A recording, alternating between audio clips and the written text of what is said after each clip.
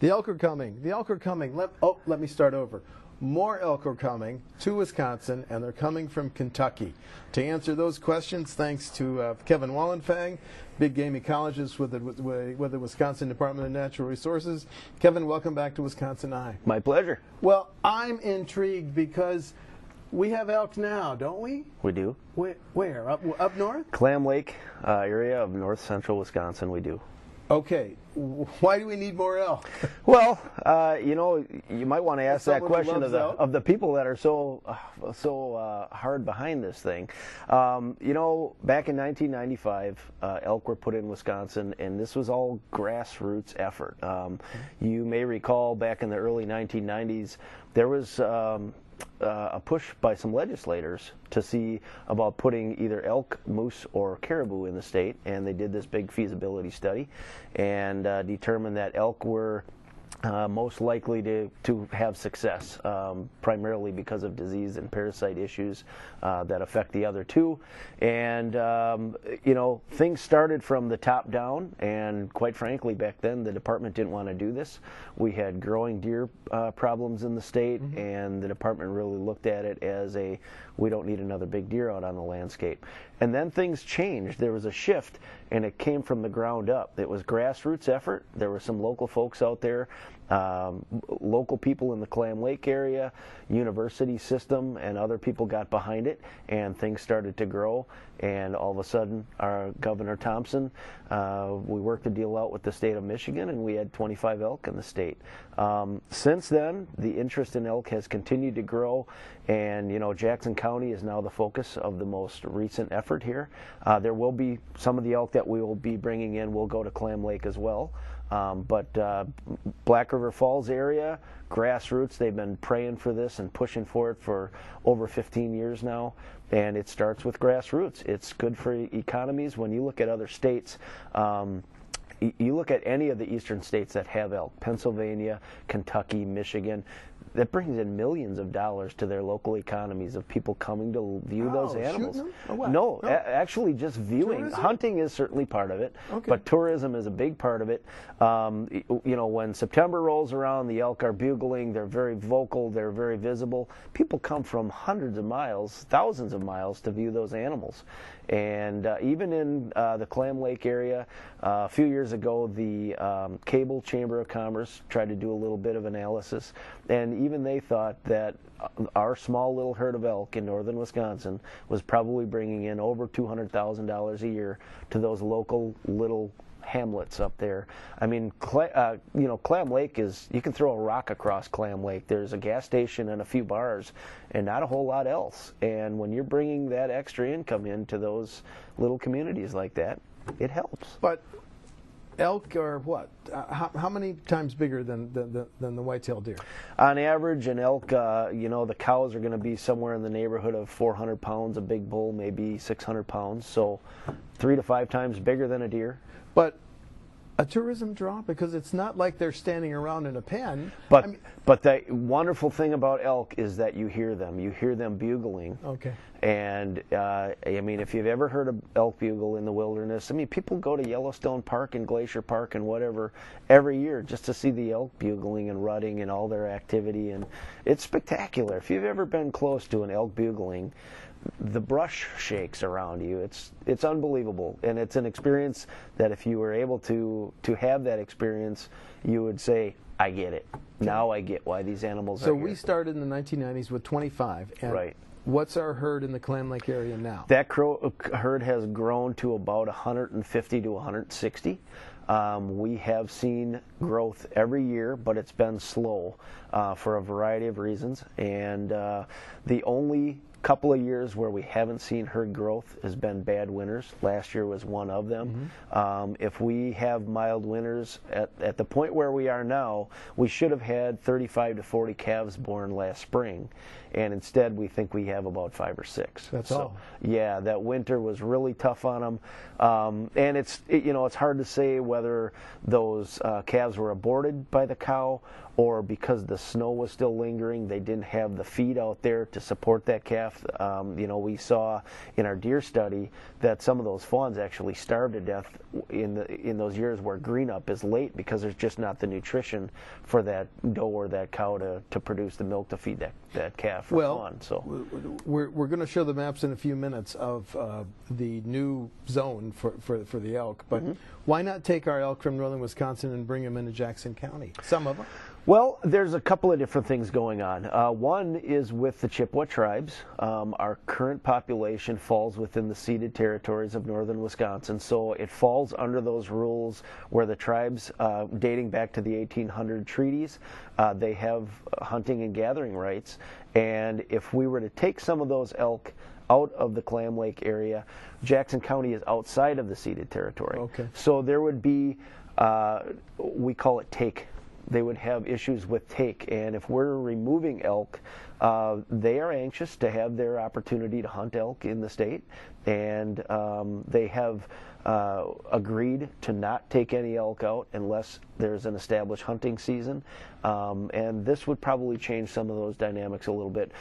You know, and the other part of the whole equation too is that we're still trying to grow that population to be a long-standing sustainable herd in Clam Lake, and anytime we would take animals out of there, I mean, every time one of them dies right now, we all kind of go, geez, you know, we don't want to lose any of those animals. We want to continue to grow that herd. Well, 250 years ago, were elk native to Wisconsin, Kevin? Yes, and in fact, there are either bone records or written records in, I believe, 50 of 72 counties in the state. So elk were common here, like buffalo, like antelope, like a variety of other animals that, as white settlement happened, as habitat disappeared, as unregulated hunting took place, all of those things caused elk to disappear from the eastern half of the United States, completely gone. Wiped out. Completely. Okay, so they've been a success, and tourism and chamber types love them, and in northern Wisconsin. So then there's a policy decision made.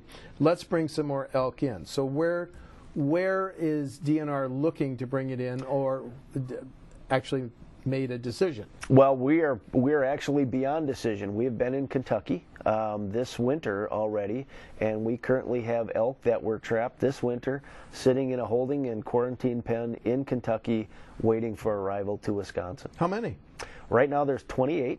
We hope all of them make the trip. They have to go through a variety of disease testing before they can come here. We have been working with the Department of Agriculture, APHIS, Animal and Plant Health Inspection Service. Sorry, we've been working with them for the past few years to come up with all the criteria, all the rules that require us to test all these animals and everything else. So they're going through all that right now. Our crew is going to be going back to Kentucky. Our health crew, our state vet, will be going down next week, and they will put them through all sorts of tests. And if everything goes perfectly, by late March, they should be here in the state. They will go into in another holding facility in the Black River Falls area, Jackson County. We've built an 8-acre facility up there that's double fenced and everything else. So again, we have to follow all the rules that the Department of Agriculture is telling us we need to do. And they will have a total of 120-day quarantine period that started February 7th in Kentucky. They will finish that out in Wisconsin, and hopefully by the first or second week of June, we'll have elk in Jackson County for the first time for the first time in 100 and some years. The Journal Sentinel reported in December that the initial hope was to bring 50 from Kentucky. Right. Now you're talking about 28? Right. So why the drop off? Well, it's you get what you get when you go trap, okay? So our maximum number that we could take out of Kentucky is 50 per year, and that's why we have a 5-year agreement with them. So we can take 150 over the next 3 to 5 years, and our maximum take was 28. We didn't get to 28. To 50. It was a Herculean effort to get to 28 with the conditions and things like that they faced down in Kentucky. Instead of nice cold conditions that would put those animals, on the feed, wanting to come to those baited sites and everything else, it was 55 degrees a lot of the time, even into the 60s. They had high winds. They had we had horses get into a situation that scared all of the elk away. On the last night of trapping, there were 52 elk right outside of one of the traps, and not a single elk went into the trap. So, for 52? It was warm. It was 55 degrees. They just didn't have that heavy desire to eat, and they didn't go into the trap. Why is Kentucky the gold standard for elk? Why are we not getting them from many other Kentucky states? Absolutely is the gold standard, and the reason is because Kentucky has never had a case of chronic wasting disease, and that's a big concern. Obviously for the wild population of animals in our state, deer and elk included, but certainly that's a big concern of the game farming industry. We have a lot of deer and elk farms in the state. So Kentucky has been testing for chronic wasting disease since, I think, 2002. They have tested 20-some thousand deer and elk in their state, have never found chronic wasting disease. And that's really the big one that people are most concerned about. We had to go through legislation to actually allow us to bring elk in from Kentucky because the game farm industry has to follow the rules that every animal that comes has to have a 5-year certificate of health testing. And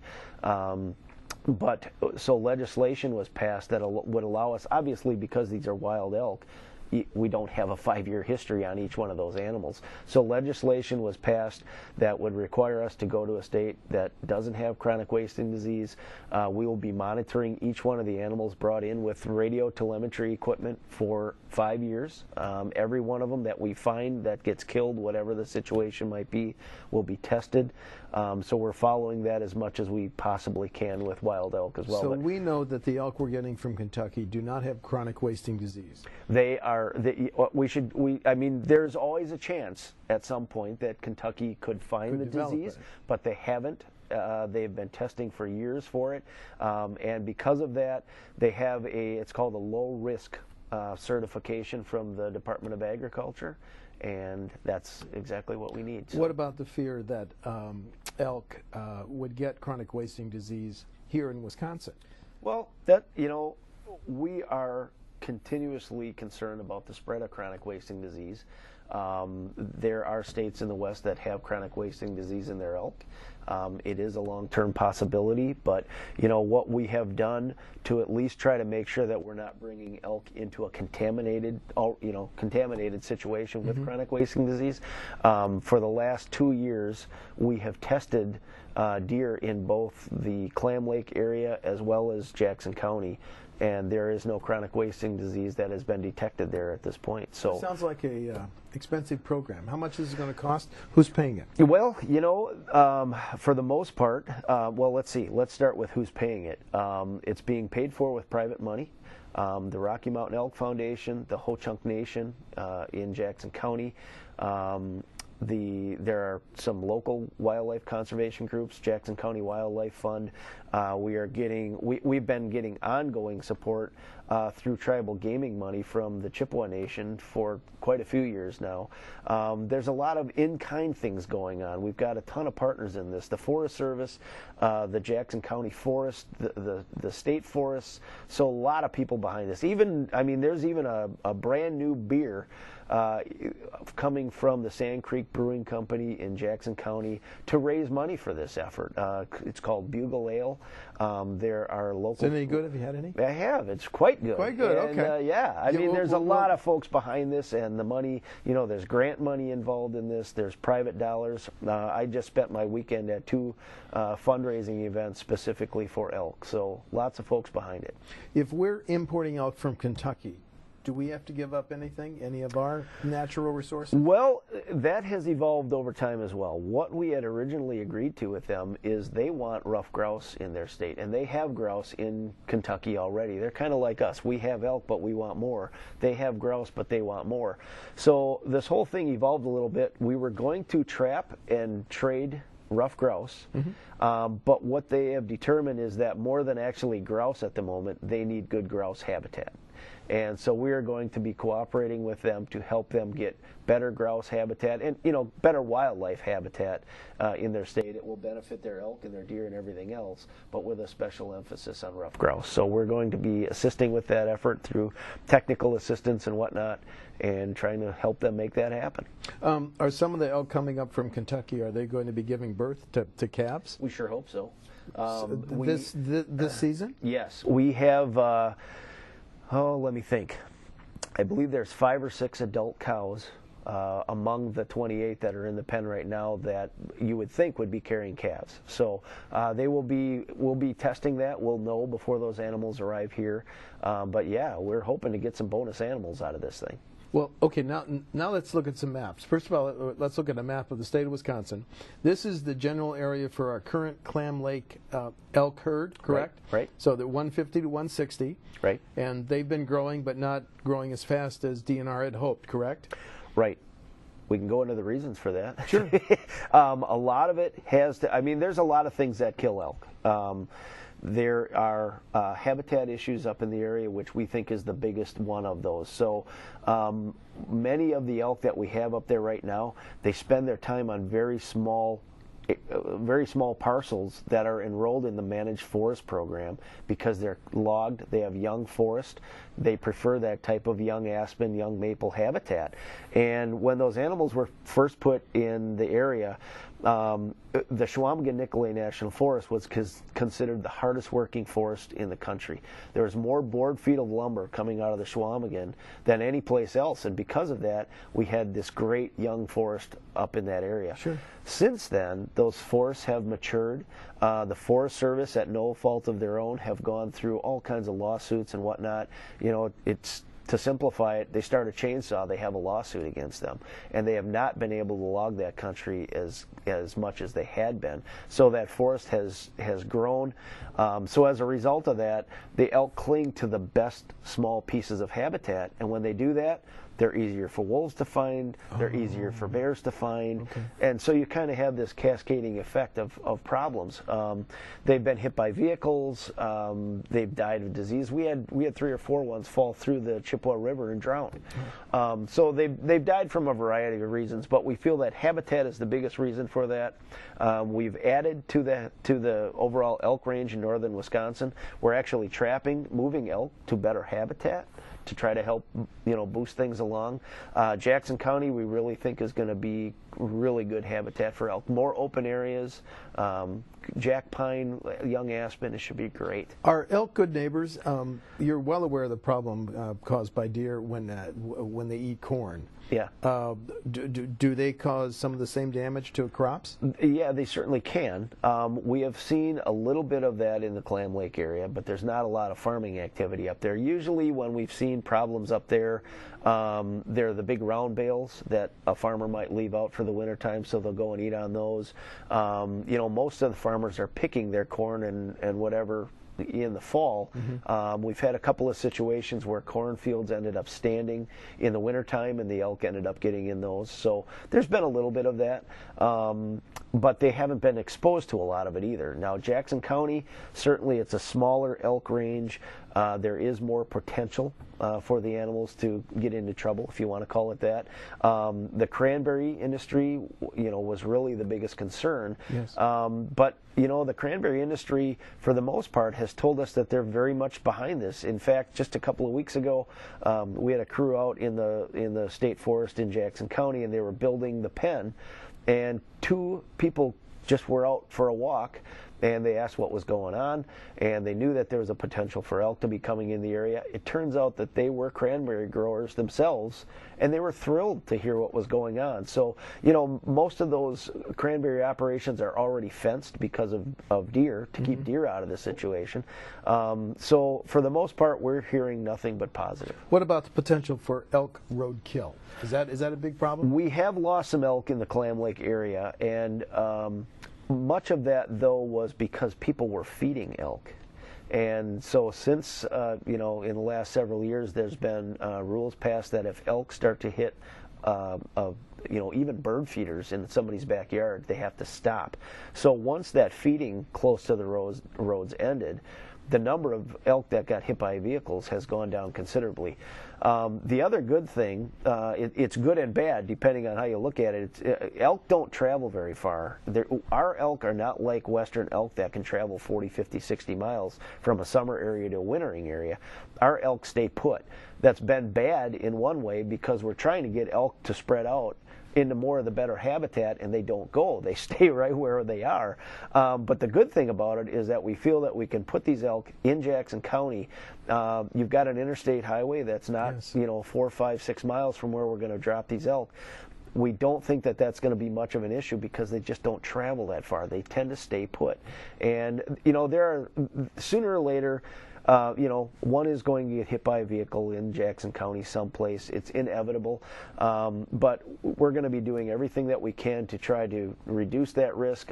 There are actually warning light systems and whatnot up in the Clam Lake area that have helped considerably. Okay. Public education. We even have had a sportsman's group offer to fence off 10 miles of the interstate highway where the elk are going so that couldn't happen. They are very popular.